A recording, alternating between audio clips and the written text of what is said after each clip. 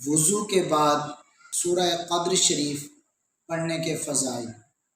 حدیث مبارک میں ہے جو وضو کے بعد ایک مرتبہ سورہ قدر پڑھے گا تو وہ صدیقین میں سے ہے، اور جو 2 مرتبہ پڑھے تو وہ شہداء میں شمار کیا جائے گا، اور جو 3 مرتبہ پڑھے گا تو اللہ عز و جل میدان محشر میں اسے اپنے انبیاء علیہ السلام کے ساتھ رکھے گا۔